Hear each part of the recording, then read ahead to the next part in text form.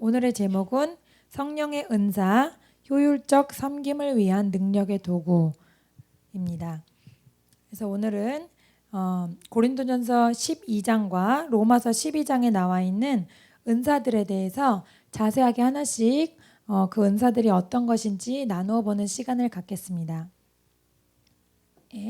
목사님이 한 가지 이야기를 소개해 주셨는데요. 존이라는 사람이 자기 집에 장식장 겸 책장을 하나 놓고 싶었대요. 그래서 잡지를 막 뒤지면서 자기 마음에 딱 드는 걸 하나 발견을 했는데 너무 비싼 거예요. 그래서 그걸 이제 만들자.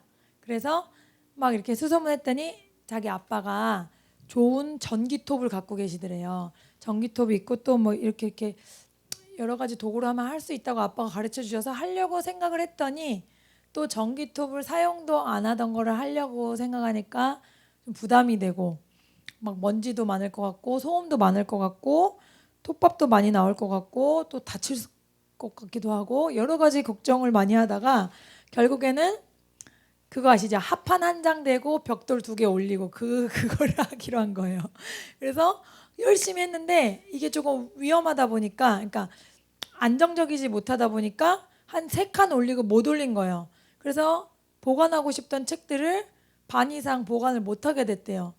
그래서 완성은 해서 그게 내가 이렇게 책장을 만들었지 했지만 많은 아쉬움이 남았다는 거예요. 이 존과 같은 모습이 요즘에 많은 교회들이다라고 목사님은 말씀하세요. 왜냐하면 전기톱이나 어떤 다른 도구들을 사용해서 어떤 크고 멋지고 필요한 만큼 사용할 수 있는 그런 책장을 만들 수 있는데 그런 위험 부담은 하지 않으려고 한다는 거죠. 그래서 교회의 원래 역할을 다 하지 못하게 되고 어떤 그런 것들이 많이 축소됐다는 거예요. 그래서 신약 시대의 초대교회 모습을 읽으면 막 누구에게나 은혜가 되고 와 이런 뜨거운 모습 우리 교회도 갖췄으면 좋겠다. 하지만 그런 교회를 지을 수 있는 도구로 주신 것이 하나님의 은사인데 그 은사를 대부분의 사람들은 이 전기톱이나 다른 전문 공구 정도로 생각한다는 거죠. 사용하면 좋겠지만 그렇게 했다가 무슨 일이 있으면 어떡하지?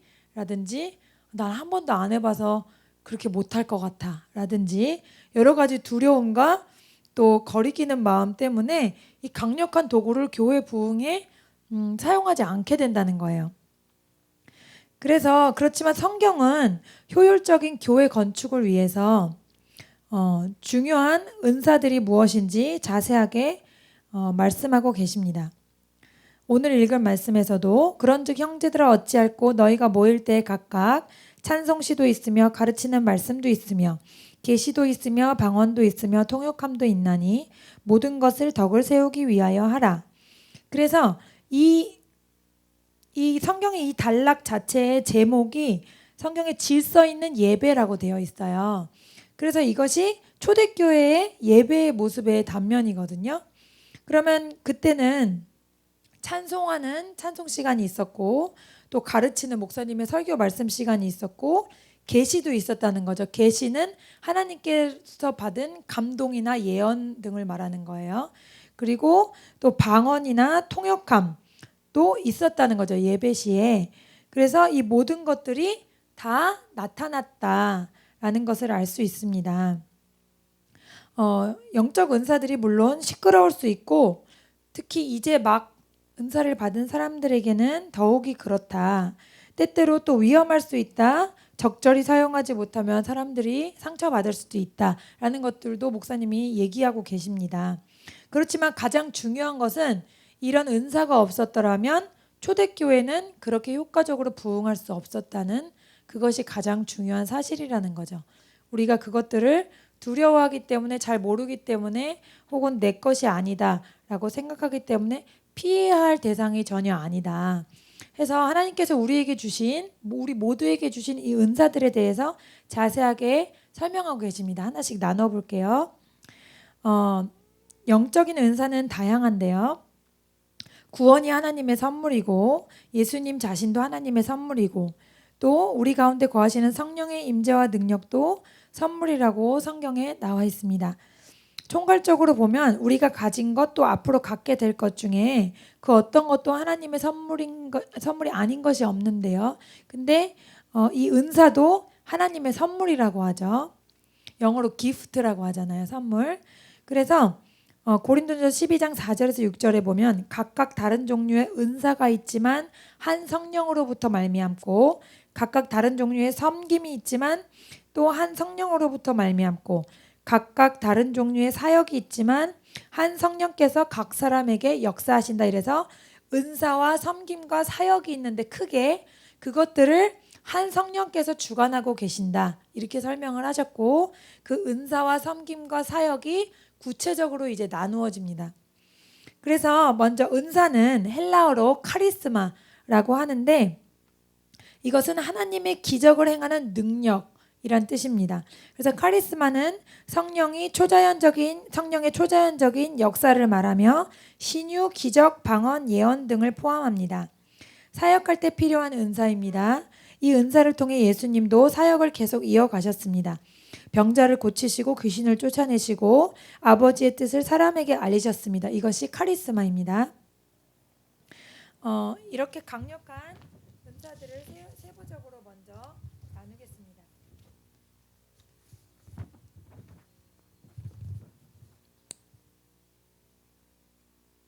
고린도전서 12장 8절에서 10절에 제가 읽겠습니다. 어떤 이에게는 성령으로 말미암아 지혜의 말씀을, 어떤 이에게는 같은 성령을 따라 지식의 말씀을, 다른 이에게는 같은 성령으로 믿음을, 어떤 이에게는 한 성령으로 병 고치는 은사를, 어떤 이에게는 능력 행함을, 다른 이에게는 예언함을, 어떤 이에게는 영들 분별함을, 다른 이에게는 각종 방언 말함을, 어떤 이에게는 방언들 통역함을 주시나니. 이렇게 다양한 은사들이 나와 있습니다. 그럼 가장 먼저 지혜의 말씀에 대해서 나누겠습니다.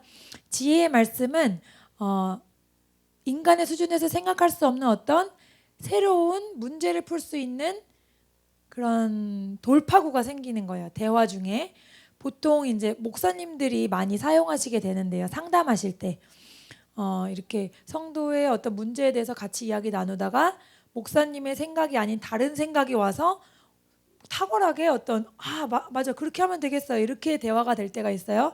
그런 것을 지혜의 말씀이라고 하십니다. 그래서 성경에는 예수님이 이것을 언제 사용하셨냐면 바리새인들이 나타나서 세금을 내는 것이 옳으냐 안 내는 것이 옳으냐 그 장면이 있잖아요. 동전을 보여주면서 그렇게 질문했더니 예수님께서 가이사의 것은 가이사에게 하나님의 것은 하나님께 드려라. 그렇게 대답해서 예수님께 무척 놀랐다고 하는 장면이 있습니다. 그때 만약에 세금을 내지 말라 그러면 세금 못 내게 했다고 또 문제가 생기고 또 내라 그러면 또 로마인들에게 적대감을 갖고 있는 유대인들이 또 마음이 상할 거고 이렇게 어떤 한쪽으로 말할 수 없는 상황이었거든요. 근데 예수님께서 이렇게 지혜의 말씀의 은사로 대답을 하셨기 때문에 비록 동전에는 가이사의 형상이 새겨져 있지만 모든 인간이 하나님의 형상을 지니고 있으므로 가이사가 원하는 세금은 가이사에게 주고 또 하나님께는 우리의 마음을 드려야 한다. 이러한 뜻으로 말씀을 하셨습니다. 그래서 예수님께서 이렇게 예수님을 공경에 빠뜨리려고 하는 질문을 벗어나시는 지혜로운 대답을 여러 군데서 말씀해 주셨어요. 그것이 지혜의 말씀의 은사입니다. 예를 들어 여러분에게 지혜의 말씀의 은사가 임하셨다면 친구를 위로하거나 또 문제를 상담해 줄 때 큰 도움이 되겠죠. 그 다음에는 지식의 은사입니다. 지식의 말씀의 은사는 우리 인간의 차원에서 알 수 없는 것들이 그냥 알아지는 겁니다. 정보로. 그래서 예수님께서는 사마리아 우물가에서 여러 번 결혼한 여자 있었잖아요. 5번째 결혼하고 6번째 남자와 동거하지만 그 남자도 내 남편이 아니다. 이렇게 지식의 말씀의 은사로 그 여자에게 알려줌으로써 그 여자가 메시아가 나타났다고 해서 동네에 가서 예수님께 다 사람들을 인도했었잖아요. 그런 식으로 우리가 알 수 없는 정보들이 임하는 것이 지식의 은사입니다. 그런 치유 집회 같은 데 보면 그 집회를 인도하시는 사역자분께 지식의 말씀의 은사가 임하는 걸 자주 볼 수 있어요. 예를 들어 아주 구체적이더라고요. 저도 여러 번 가봤지만 이렇게 이쪽 완전 그 섹션까지 나누세요. 그래서 이쪽 가운데 줄에 앉은 어떤 질병을 가진 분, 뭐 척추의 5번째 뭐 문제가 있는 분은 하나님이 지금 고치시길 원하십니다. 이런 어떤 구체적인 정보가 오더라고요. 그분이 그냥 이게 사람이 생각한 게 아니기 때문에 설교 말씀하시다가 올 때도 있고 그냥 설교 시작하기 전에도 말씀하실 때도 있고 그렇게 하나님이 언제든지 원하시면 그 정보를 주실 때 말하게 되는 것이더라고요. 그래서 우리가 이런 은사가 있다면 전도하거나 그럴 때 굉장히 좋을 것 같아요. 지금 많이 마음이 상한 일이 있었지 않니? 이렇게 물어본다면 또 좋겠죠. 그 다음에는 믿음의 은사입니다. 우리가 믿음을 갖는 것은 하나님께서 다 기뻐하시는 것이고 또 믿음을 통해서 여러 가지로 하나님이 일하시길 원하시지만 특별히 은사 중에 믿음의 은사가 있습니다. 이것은 장래에 하나님의 일을 위한 그분의 뜻과 목적을 확실한 자신감을 가지고 분별하는 능력 이렇게 나와 있는데요. 어떤 커다란 일을 행할 때 사람이 할 수 없는데 나는 분명히 할 수 있다는 어떤 확신이 드는 거예요. 나 혼자 누구에게 어떤 세뇌가 되거나 너무 그것을 열망해서 나 혼자 소망하는 게 아니라 위에서부터 내려주신 어떤 강력한 확신이 있다는 거죠. 제가 이것을 어디서 봤냐면 조용기 목사님 책 읽을 때 여의도에 교회 지려고 땅 사셨을 때 돈도 하나도 없으신데 어떤 계약금만 준비하셔서 이렇게 사시는 그런 과정을 설명하시면서 그때 본인에게 믿음의 은사가 작동했다고 하시더라고요. 그래서 누구나 다 괜찮겠냐고 또 혹은 미쳤다고 말할 정도로 했는데 자기 안에는 하나님께서 이 땅을 주실 만한 재정을 공급하실 것이다 라는 확신이 있었기 때문에 흔들리지 않았다는 거예요. 이 목사님도 여기도 자세하게 설명하실 때 상황이 아무리 부정적으로 보여도 하나님께서 가능케 하실 것이라는 강력한 자신감이 생길 때 이것을 믿음의 은사라고 합니다. 그래서 믿음의 은사는 그런 놀라운 일들을 경험하게 한다는 거죠. 그래서 제가 그 책에서 또 봤는데 다른 목사님들이 목사님을 따라 했대요. 큰 교회를 짓고 싶어서 그러니까 목사님이랑 똑같이 큰 교회를 건축하고 싶으셔서 그 모험에서 땅을 사셨다는 거예요. 근데 두 목사님이나 다 그게 파산했다 그래야 되나요? 어떤 그 문제가 생겼대요. 그래가지고 돈이 끝까지 마련이 안 되고 쉬운 말로 망했다는 거죠. 그래서 목사님을 찾아왔다라는 거예요. 조영기 목사님. 목사님은 믿음으로 그렇게 하셨다 그래서 우리도 믿음으로 생각해서 했는데 왜 우리는 안 되고 목사님만 됩니까? 목사님만 하나님이 사랑하십니까? 그랬다는 거예요. 그게 아니라는 거예요. 어떤 구체적인 사실에 대해서 내가 가질 수 없는 믿음의 차원이 새롭게 덧입혀지는 것 그것이 믿음의 은사라고 해요. 그래서 그것이 왔을 때 하나님이 주신 내적 확신이 왔을 때 행동에 옮기는 거지 그냥 내가 너무 그것을 소원해서 그것을 옮기는 게 아니라는 거예요. 행동에 다르다고 합니다. 저도 그것이 좀 헷갈렸었거든요. 왜 누구는 되고 누구는 안 되나. 근데 그 상황 그 시기에서 하나님께서 주시는 믿음이 있다는 거죠. 그것을 믿음의 은사라고 합니다. 목사님께도 이런 믿음의 은사를 사용하실 때가 있었대요. 한번 하나님께서 말씀하시는데 아내와 세 자녀를 데리고 우크라이나로 선교 여행을 떠나라 그런 말씀을 주셨는데 맞는지 분별하기 위해서 계속 같이 기도를 했대요. 근데 맞다라는 감동을 주셔서 계속 이제 준비를 하는데 여행 준비 자금이 5,000불이나 부족했대요. 5,000불이라 그러면 한국 돈으로 600만 원, 700만 원 정도 되죠. 그 정도 부족하고 근데 그때가 일주일밖에 안 남았을 때고 또 비자도 나오지 않았대요. 당시에 이런 나라에는 비자가 없이는 절대로 출국할 수 없는 상황인데 비행기 출발 날짜까지 비자가 안 나오면은 10,000불을 비행기 값을 잃어버려야 되는 상황이었대요. 근데 주님께 계속 간구할수록 너희들은 확실히 가게 될 것이다. 그런 마음을 주셨다는 거예요. 그런데 거기에 출발하기 며칠 전에 5,000불의 후원금이 도착했고요. 그 다음에 그날 짐을 다 싸놓고 내일 아침 9시에 나가야 되는데 그날 밤까지도 연락이 없었다는 거예요. 비자국 사무실에서. 근데 그날 아침 8시 반에 비자가 늦었다 그러면서 담당자가 공항에서 만나자고 그렇게 말을 했다고 합니다. 그래서 무사히 갔다 오셨는데 너무나 하나님께서 계획하신 그런 선교 여행을 알게 되었대요. 그 자녀들에게도 큰 경험과 깨달음이 있었고 또 그 사역에도 열매가 많이 맺어졌다고 하시더라고요. 그래서 믿음의 은사를 그렇게 사용하신 적이 있다 이렇게 말씀하셨고요. 그 다음에 은사는 병고침의 은사입니다. 병고침 다 아시죠? 신유의 은사. 믿음으로 선포해서 우리에게 그런 병고침을 경험할 수도 있죠. 예를 들어 저도 윤이나 혜긴이가 아플 때 예수 이름으로 명하노니 어떤 고통은 사라질지어다. 그래서 나은 것도 제가 간간히 경험을 했거든요. 근데 이 은사는 그런 간간히 경험하는 수준이 아니에요. 완전히 항상 그 기름 부으심이 있어서 거의 대부분 기도할 때마다 어떤 새로운 일들이 일어나야 되거든요. 그래서 이제 송기철 장로님 같은 경우도 이 은사를 위해서 몇 년간 기도하셨다고 그랬잖아요. 그래서 그분은 이제 이것을 가지고 또 큰 집회도 여시고 그러시잖아요. 그래서 기도하는 가운데 중보기도 가운데 우리 속회 식구들의 병이 낫고 그런 정도는 아직 치유의 은사는 아닙니다. 그런 것들은 믿음으로 우리가 생활 속에서 경험할 수 있는 수준이고 그것보다 더 강력하게 자주 일어나야 그것을 병고침의 은사라고 합니다. 그 다음에는 기적 행함이 있습니다. 기적의 능력은 헬라어 두나미스로 하나님의 초자연적인 능력을 말합니다. 하나님의 힘으로 자연의 힘을 극복하는 것입니다. 예수님께서는 성경에서 무리를 걸으시고 큰 무리를 먹이시고 또 죽은 자를 살리실 때 이 기적 행함을 사용하셨습니다. 그 다음에는 예언의 은사입니다. 예언의 은사는 기름 부음 받은 언어를 통해서 하나님의 메시지를 받아서 전달하는 능력입니다. 예. 그 다음에는 영분별입니다. 어떤 영들이 특정 현상이나 사건을 일으키는 것을 인식할 수 있는 능력입니다.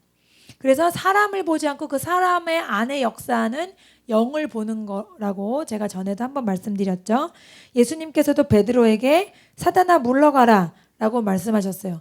베드로 자체가 사탄이 아니고 그때 당시에 베드로가 예수님께서 십자가에 달리지 마세요 그렇게 말하는 것 자체가 사탄이 주는 생각에 사로잡혀서 말을 한 거죠. 그래서 그 영이 사탄임을 분별하셨던 거예요.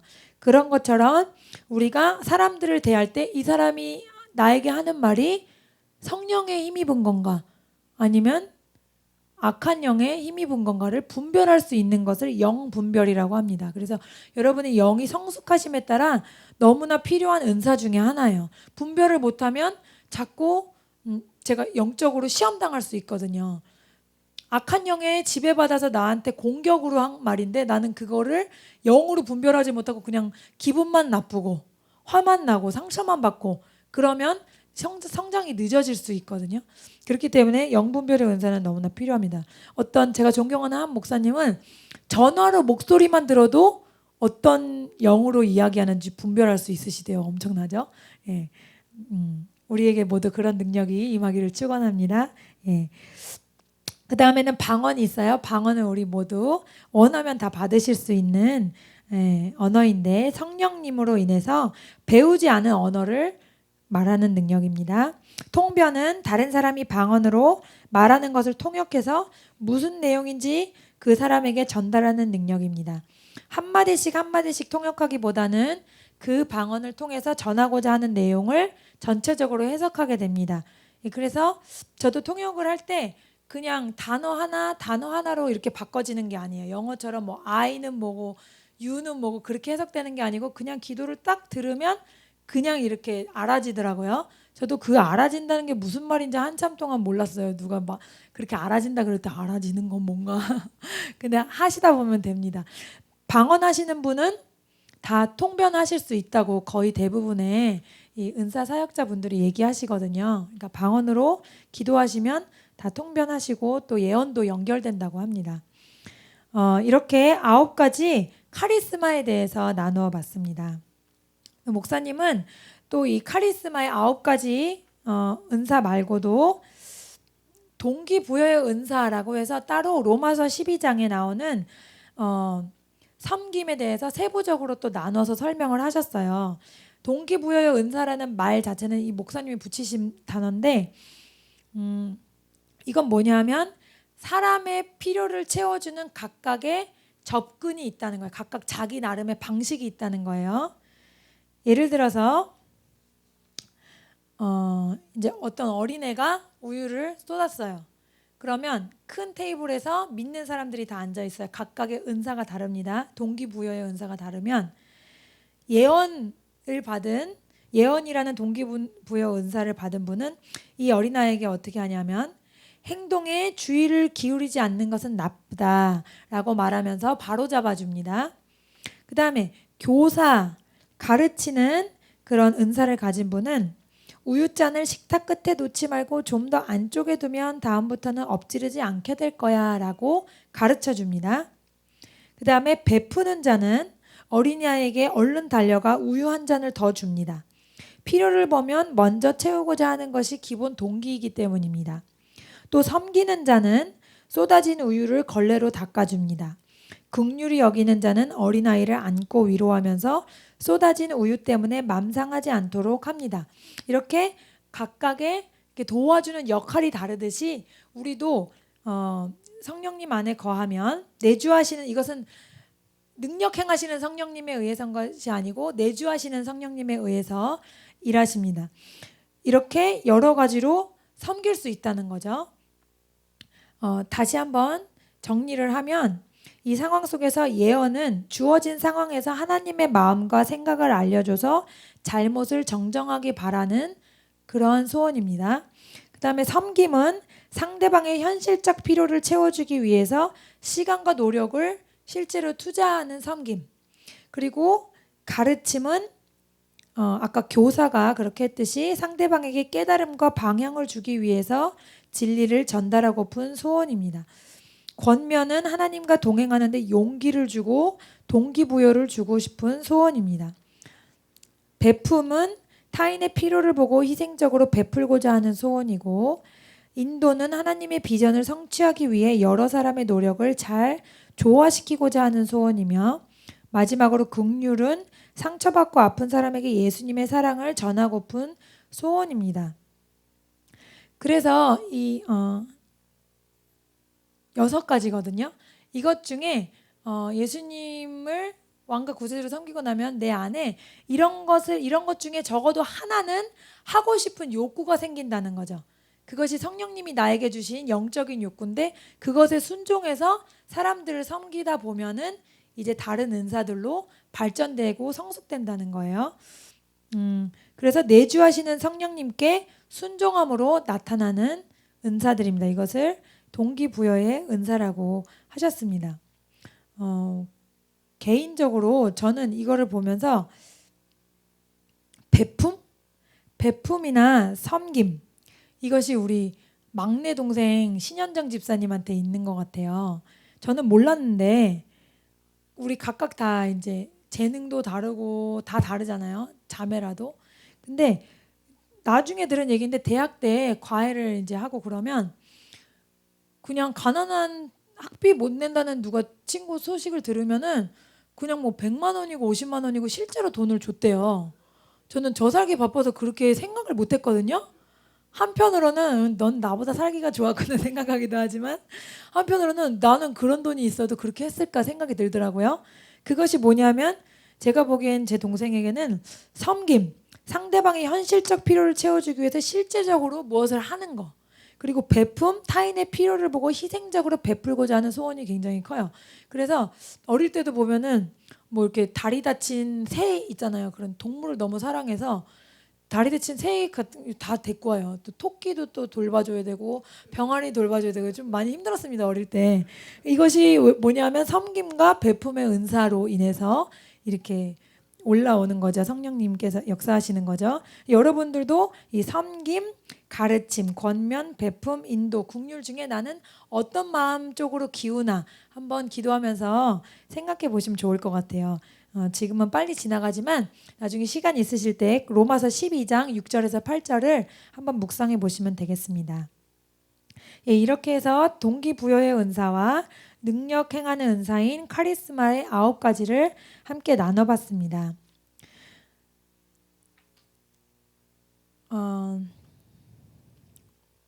이런 은사들은 2가지 경우가 있는데요. 주어진 어떤 일정한 시간에 그 순간 그때만 어떤 은사들이 발휘될 때가 있대요. 카리스마를 말하는 거예요. 카리스마의 9가지 은사 중에 어떤 집회라든지 어떤 장소에서만 발휘가 되고 그 이후에는 발휘가 안 되는 것, 그것은 일시적인 기름 부으심이라고 합니다.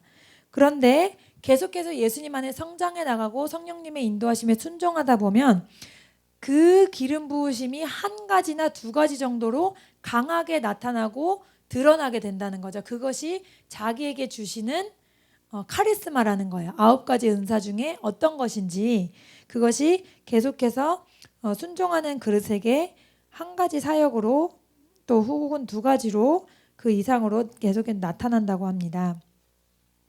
그래서 목사님께서 다시 말씀하시는 건 일단 예수님을 영접했으면 새신자로서 이 모든 은사에 열려 있어야 된다는 거죠.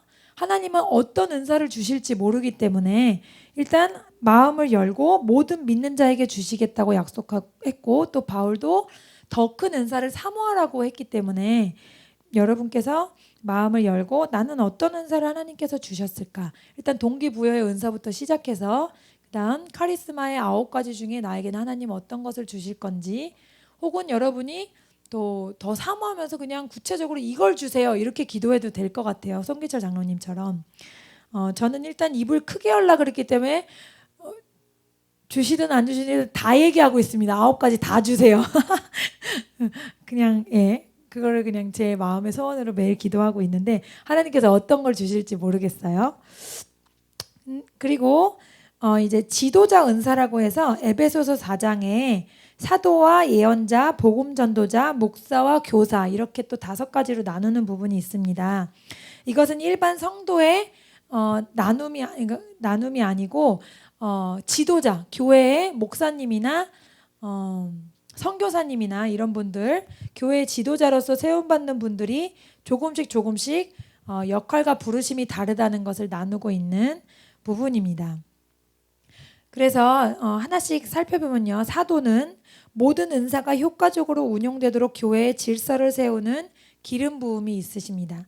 그래서 교회의 개척 사역을 종종 하기도 하고, 또 여러 교회를 감독하는 사역도 감당할 수 있는 기름 부으심이 있습니다. 또 그래서 사도의 역할을 감리교회에서 말하면 감리사님이나 감독, 그런 분들이라고 할 수 있겠죠. 그리고 예언자는 정확한 하나님의 계시를 받아서 성숙하게 이 계시를 다룰 줄 아는 지혜로운 자입니다. 교회의 방향을 제시하고 인도하며 예언적인 은사, 예언, 방언, 통변, 지혜와 지식의 말씀 등을 성숙하게 하는데 도움이 됩니다. 이렇게 되어 있습니다.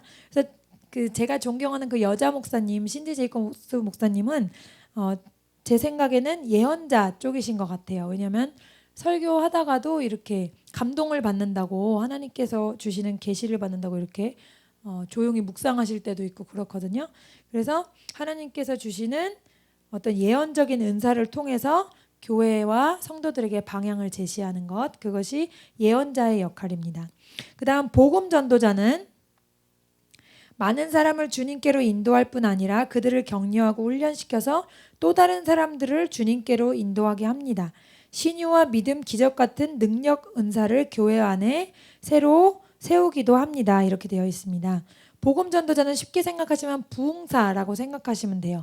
그래서 어떤 교회에 가서 침체되어 있는 영적 분위기를 쇄신하고 새로운 기름을 붓고 새롭게 은사들이 부어지도록 도와주시는 그런 역할이죠. 그래서 미국 같은 경우에는 복음 전도자 하시는 분들은 본인의 교회가 없으세요. 그래서 이렇게 돌아다니면서 사역만 하시거든요. 근데 한국 같은 경우에는 교회가 있는 분들이 사역을 하실 수 있도록 돼 있어요. 그래서 좀 어려운 부분인 것 같아요. 교회를 섬기는 것도 또 많은 일이잖아요. 여러 가지 사역이 있는데 또 이제 외부 사역을 나가시려면 또 그것도 바쁘시니까 그런 부분들이 조금 겹쳐지는 것 같습니다. 다음으로 목사라고 성경에 되어 있는데 양들을 돌보는 목자입니다. 그래서 교회 담임 목사 그러면 그 교회에 속해 있는 양들을 잘 하나님의 뜻대로 돌볼 수 있도록 기름 부으심을 받은 분들입니다. 그래서 양들의 상태를 전체적으로 볼 줄 알고 하나님께로부터 그 교회가 나가야 할 비전을 받는 그런 역할을 감당하십니다. 그래서 목사의 기름 부으심이 강한 분들이 계시고 복음 전도자의 기름 부으심이 강한 분들도 계시는 거예요. 그리고 그 다음에는 교사. 그래서 교사는 말씀을 가르치는 것이죠. 그래서 말씀으로 단단한 반석을 제공합니다. 그래서 교회와 성도들에게 안정감을 주고 자라게 합니다. 말씀을 우리가 잘 섭취할 때 믿음이 자라기 때문에 말씀 전하는 것은 목사님들에게 필수라고 할 수 있어요. 그래서 말씀 전하는 교사로서의 역할은 거의 다 목사님들이 가지고 계십니다. 은사 발견 무슨 설문지인가 그 체크리스트 같은 게 있어요. 쫙 질문에 체크하면 나는 어떤 은사에 좀 강한 성향을 보이는 그런 거 하는 게 있더라고요. 여러 장인데 저희 아빠도 그거 체크하신 거 보니까 교사에 은사가 있으시더라고요. 조금 놀랐어요. 왜냐하면 가족이라 그런지 저 어릴 때 산수 가르쳐 주시면서 엄청 맞았거든요. 한 번 설명해서 그 다음에 두 번째 모르겠다 그러면 그때부터 약간 표정이 이상하시고 세 번째면 상위에 올라가야 돼요. 그래서 좀 무섭다. 이렇게 배우면 안 된다. 이래가지고 둘째는 위에 신은정 집사님은 좀 머리가 저보다 좋아요. IQ도 저보다 높고. 그래서 저는 그냥 우직하게 대답하는 스타일이고 이분은 이제 언니가 딱 하는 걸 보니까 그렇게 하면 안 되겠다 싶어서 뭐든지 다 안다 그럽니다. 알겠어요. 바로 이해가 돼요. 어찌나 칭찬을 많이 하시는지 제 앞에서 아빠가 너무 상처받았어요. 은정이는 무엇이든지 설명하면 다 알아듣는데 수정이 쟤는 보기보다 굉장히 머리가 안 좋다는 거예요. 예, 그래서 좀 아빠가 어릴 때 무서웠는데 의외로 아빠가 안 계시니까 의외로 그 체크리스트 제가 살펴본 이유가 있으면 교사의 기름 부심이 있는지 확인하고 싶었어요. 확인하니까 있더라고요. 그래서 물론 말씀 전하실 땐 그렇게 안 하시는데 어쨌든 저희한테 그렇게 하셨어요. 그 다음에 은사의 성장. 은사가 성장하는 것은 하나님의 뜻입니다. 우리의 믿음이 성장하고 우리의 영이 하나님 안에 자라감에 따라서 은사가 발현되고 그것이 굳어지고 또 나의 강력한 어떤 부분들이 나타나는 것이 하나님의 뜻입니다. 우리는 그 은사를 가지고 또 불릴 듯하게 하여서 디모데후서 1장 6절에서처럼 사용할 수 있고 또 기도에서 또 다른 은사도 구할 수 있고 가지고 있는 은사를 전에 나누었듯이 다른 사람에게 전달시킬 수도 있습니다. 근데 너무나 많은 사람들이 안타깝게도 성령의 은사라고 얘기하면 누구나 갖는 건 아니고 하나님이 선택한 어떤 사람들에게만 주시는 거니까 나랑은 상관없어. 그런 태도를 갖기가 너무나 쉽다는 거예요. 그런 태도를 갖지 말아달라고. 왜냐하면 성경에서 그렇게 가르치는 것이 아니라고 한 번 더 강조하십니다. 그래서 은사를 더욱더 효율적으로 사용해야 예수님을 섬기는 일에 더 유능해질 수 있다. 더 능력을 가질 수 있다라고 말씀하시면서 이 교회에 조라는 분, 새신자였다가 이렇게 성장하는 분의 과정을 통해서 이 은사를 정리하시면서 마무리를 하셨어요. 한번 함께 나누어 보겠습니다. 일단 조가 새신자일 때 주님을 사랑하는 열정으로 가득 차서 열심히 섬기려고 합니다. 그 안에 성령께서 내주하고 계시고 기도를 받아서 능력도 입혀졌습니다. 그러나 조는 그것을 사용하는 법을 아직 모릅니다. 첫 번째 단계 4가지까지 있습니다. 첫 번째 단계는 동기부여 은사의 활용입니다. 그래서 아까 동기부여 은사 6가지를 나눴죠. 어떤 믿는 사람들은 영적 은사에 대해서 모르고 있고 또 조도 성령 충만함은 받았지만 은사 사용 방법은 모르고 있는 상태입니다. 대부분의 기독교인들은 은사에 대한 무지 때문에 은사가 사용되는 것을 보면 혼란스러워하고 심지어 화를 내는 사람도 있습니다. 이런 기독교인들은 은사를 어떻게 사용해야 하는지 모르지만 그렇다 하더라도 하나님께서 주신 동기부여의 은사는 다 가지고 있는 상태입니다. 성령님께 순종하기만 하면 성령님께서 사역하고자 하는 마음을 주십니다. 조의 동기부여 은사는 국률입니다. 국률을 통해서 결핍에 처한 사람을 만나면 기도해주고 예수님의 사랑을 나타냅니다. 이것이 은사의 첫 단계로서 초자연적으로 일어나는 카리스마가 아닌 내주하시는 성령에 의해서 생긴 성령님께 순종함으로써 나타나는 행동입니다. 두 번째 단계는 한시적인 기름 부음의 사역 은사입니다. 조가 1단계에 순종해서 동기부여 은사를 계속해서 사용한다면 때때로 기도할 때 하나님께서 초자연적인 역사를 일으키시는 것을 경험할 수 있습니다. 아픈 자매를 위해 기도했는데 하나님의 능력으로 고침을 받는다든지, 고통에 처한 형제를 위해 기도할 때 하나님께서 주시는 예언의 말씀이 임해서 형제에게 용기를 주게 된다든지, 그렇게 카리스마 안에서 활동을 하게 되지만 그것이 한시적인 거라는 겁니다. 계속해서 강하게 나타나지는 않는 상태입니다. 성령 충만할 때 성령의 은사가 나타나게 되고 환상과 지식의 말씀도 받게 됩니다. 목사님께서는 새신자라도 이런 것이 다 가능하다고 하세요. 본인도 알지 못하는 말로 기도하고, 이것은 방언이죠. 그리고 병자를 위해 기도하면 손에 열기나 전기 같은 이상한 감각도 느끼게 되고, 이런 현상들을 종종 경험할 수 있습니다. 이분들이 가르침만 잘 받는다면 이런 상황에서 역사하시는 성령님을 더 예민하게 인식하게 돼서 그것을 잘 활용하게 됨으로써 큰 유익을 끼치는 분들로 성장할 수 있습니다. 하지만 가르침을 받지 못한다면 몇 년 동안 이런 경험을 한다 하더라도 이것을 어찌할 줄 알지 못하는 그런 상황에 계속 있게 된다는 거죠. 그 다음 단계의 발전은 3단계 계속되는 사역의 은사입니다. 조가 주 안에서 계속 성숙해지고 순종하며 주를 섬김에 따라 그를 통해 지속적으로 나타나는 한 가지 은사, 카리스마를 발견하게 됩니다. 조가 계속 성숙해지고 순종하며 주를 섬김에 따라서 맨 처음 동기 유발 은사인 긍휼에서 시작해서 계속 정확한 예언의 말씀을 받을 수 있다면 교회 지도자들은 그가 하는 예언이 사람들에게 효과적인 사역이 될 것이라는 것을 알게 될 것이고, 교회는 이 은사를 사용하도록 조를 격려하게 됩니다. 믿는 자가 순종으로 섬길 때 이렇게 정기적으로 강력하게 나타나는 은사가 한두 가지가 있습니다. 이 은사는 다른 믿는 자의 것과는 다른 것입니다. 사역의 은사를 이렇게 정기적으로 나타나도록 하나님께서 허락하셨다면 그 사람을 특정 분야에 사용하시도록 하나님께서 부르고 계신 것입니다.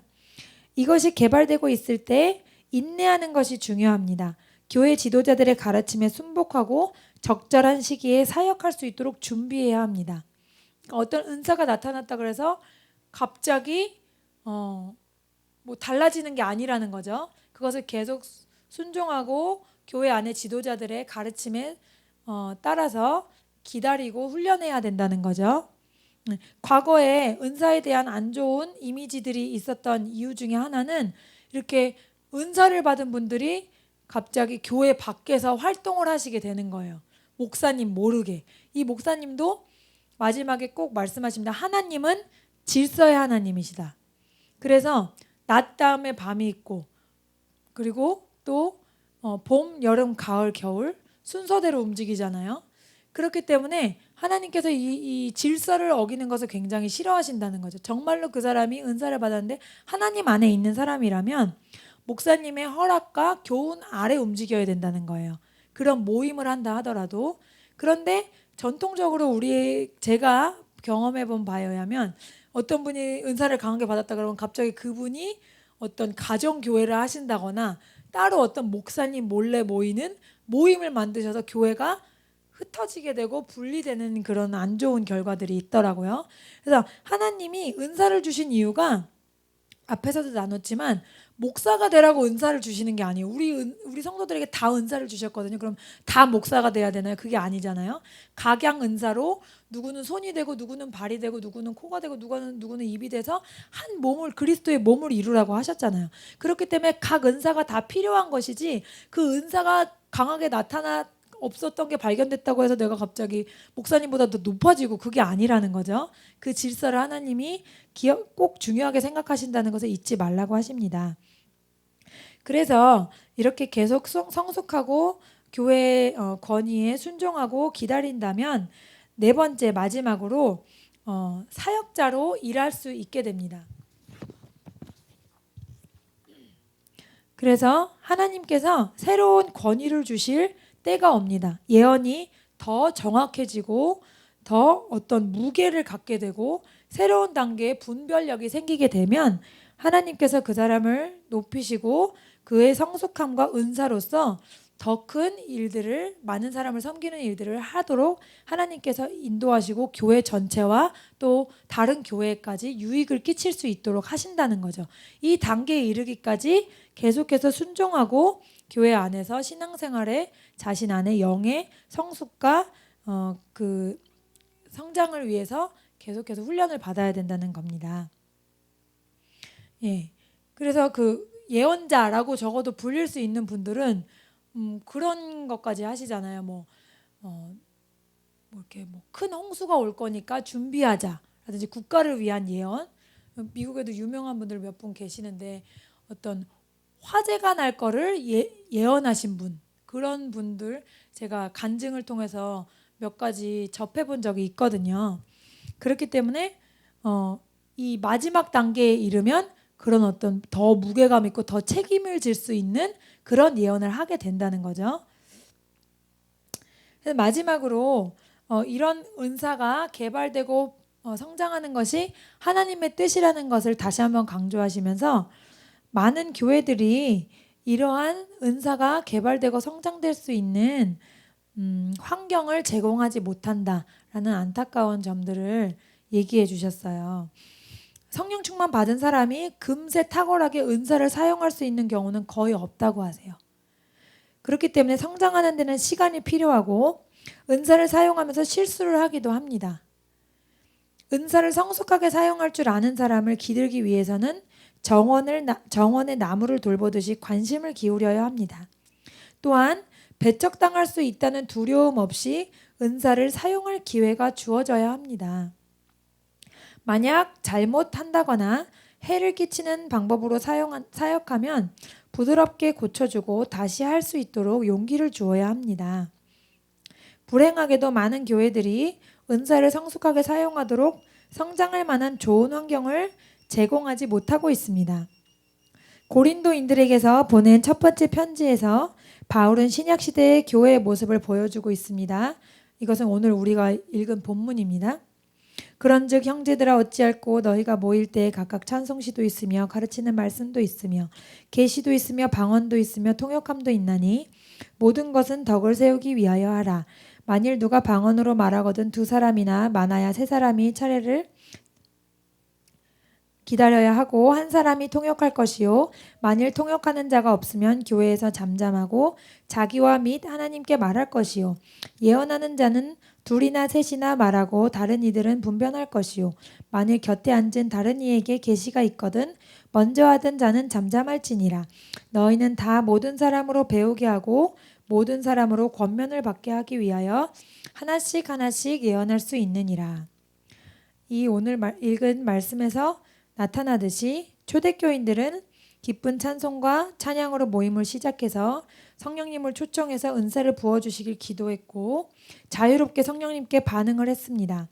어떤 사람이 방언을 짧게 하면 또 다른 사람이 방언하기를 기다렸고 통변하길 기다렸고 통변할 사람이 없으면 더 이상 그 모임에서는 방언을 하지 않았습니다.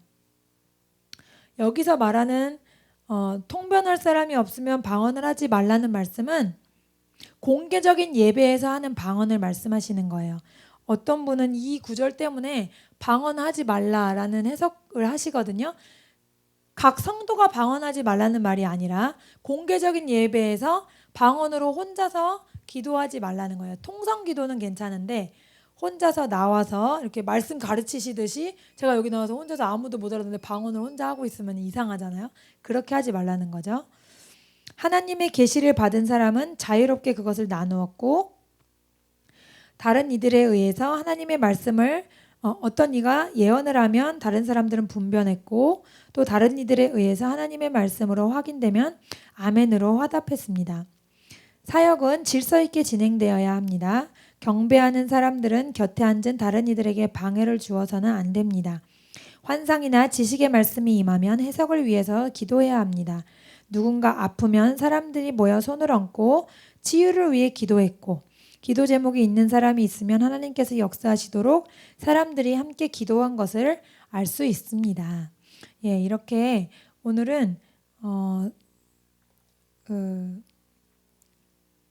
은사에 대해서 9가지 카리스마, 능력 행하는 은사에 대해서 나누고 또 6가지의 동기부여 은사에 대해서 나누어 봤습니다. 그래서 여러분께서 이것들 중에 어느 것 하나라도 나는 아무것도 없어 라는 분은 없다는 거죠. 그것을 꼭 기억하시고 하나님께서는 주시기로 계획을 하셨고 이미 태초부터 우리에게 신령한 것들을 부어주시기로 했다고 되어 있잖아요. 그래서 이미 주셨고 여러분 안에 와 있습니다. 어떤 분은 방언을 그렇게 말씀하시는 분도 있어요. 방언을 이렇게 이미 우리 안에 와 있는데 그것이 밖으로 나타나지 않을 뿐이다. 이렇게 말씀을 하시더라고요. 그래서 혼자 기도하다 방언 받은 사람은 자연분만해서 아기가 나오는 거고 어떤 뜨거운 집회 가서 막 열심히 똑같은 말 반복하다 나오는 건 그 뭐라 그러죠? 수술해서 낳는 것. 제왕절개 하는 거라고 방언 제왕절개라고 표현을 하시더라고요. 그런 것처럼 여러분이 예수님을 구주로 영접하셨으면 이미 성령님이 안에 와 계시기 때문에 방언을 말하는 건 자연스러운 겁니다. 그렇기 때문에 방언으로부터 시작해서 다른 통변이라든지 예언이라든지 지식의 말씀면서 지혜의 말씀면서 모든 것들이 우리가 성도로서의 삶을 살기에 또 이 악한 세상과 대적해서 어둠에 사로잡힌 주변 사람들, 이웃을 전도해 오기에 너무나 필요한 것들이기 때문에 하나님께서 우리에게 반드시 주시리라 믿습니다. 그래서 여러분께서 실망하지 마시고 믿음에는 가장 중요한 것 실망하지 않고 계속해서 추구하는 그것이 가장 크잖아요. 그래서 송기철 장로님이나 다른 분들이 그러셨듯이 포기하지 마시고 끝까지 될 때까지 주실 때까지 기도하고 천국을 침노하시는 여러분 되시기를 축복합니다.